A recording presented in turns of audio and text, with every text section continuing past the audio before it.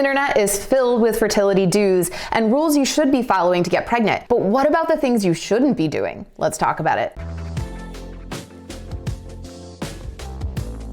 Hey, I'm Whitney, fertility dietitian and coach, and I help busy women get out of the Google spiral and get pregnant.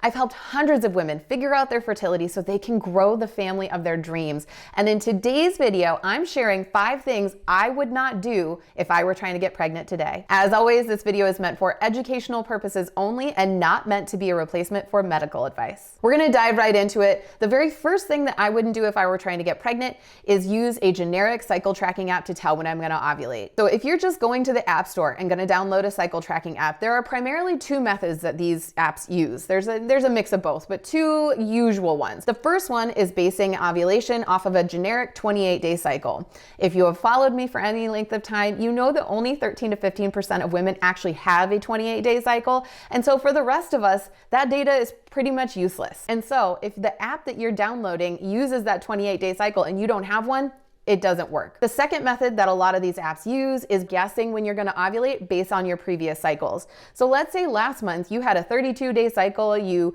ovulated on cycle day 18. It was a really nice cycle. Just because that's what happened last month does not mean that's going to happen this month. Your cycle is impacted by many different factors, but some of the big ones can be seasonal shifts. It can be stress in your life. It can be inflammatory processes, infections, things like that.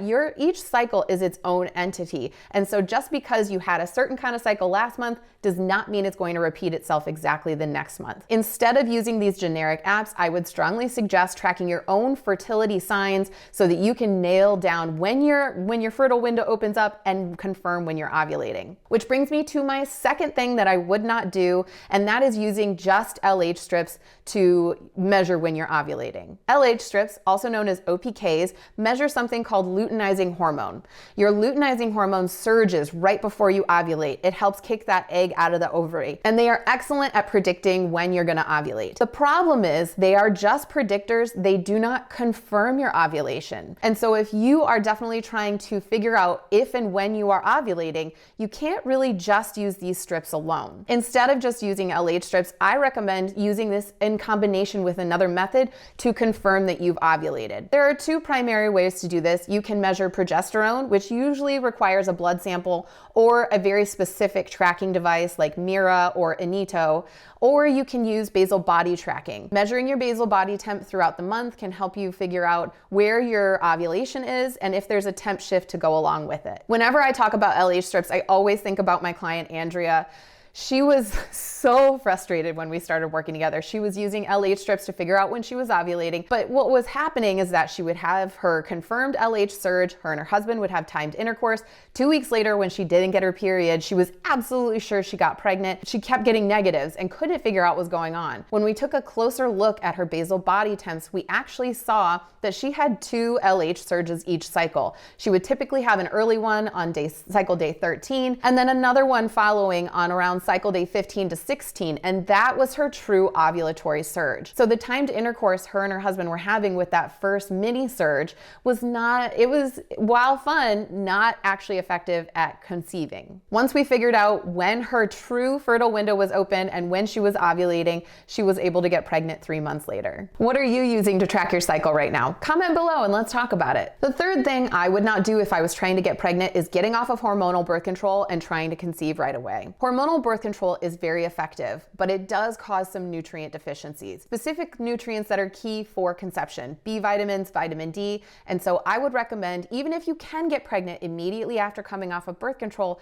giving yourself a few months to replenish those nutrients, get back in a good hormonal groove, and give your body time to reset before doing all of the work of conceiving. The fourth thing that I would not do if I was trying to get pregnant right now is picking whatever prenatal was on sale. All prenatal vitamins are not created equal, and manufacturers they're in the business of business. And so many of them will put really poorly absorbed nutrients in very low amounts, and it's not enough for pregnant women. In fact, if you don't know already, the only difference between a regular multivitamin and a prenatal multivitamin is just having a certain amount of folic acid. To be called a prenatal vitamin, all manufacturers have to do is put in 400 micrograms of folic acid and bam, they can slap that label on there. Research shows that getting enough of critical nutrients like choline, vitamin D, Folate is one of those things, but not the only thing. Zinc, selenium, there are a lot of critical nutrients that help in the conception process and also help grow a healthy baby. If you want to check out my favorite prenatal vitamins, check out the link below where I have my favorites page linked, and you can see my favorite prenatals, supplements, household items, all of it. And the final thing that I would not do if I was trying to get pregnant is taking pregnancy tests constantly. I mentioned tracking your cycle earlier, and if you are properly tracking your cycle, you're going to know when to expect your period, and you can save yourself the time, money, and heartache of taking early pregnancy tests that can be really emotionally triggering. I know it's easier said than done, especially when you're really invested in getting pregnant right now, but I don't recommend taking pregnancy tests until you have actually missed your period. Now, if you want to know what I would do to get pregnant, definitely head to the links below and take the Find Your Fertile Path quiz, where you're going to get your own personalized quick start fertility plan so you can focus on the fun of baby making and not just the science. That's all we have for our video today. If you are a fellow food and fertility nerd, be sure to comment below and hit subscribe if you want all my secrets to get you baby ready this year. See you in the next one.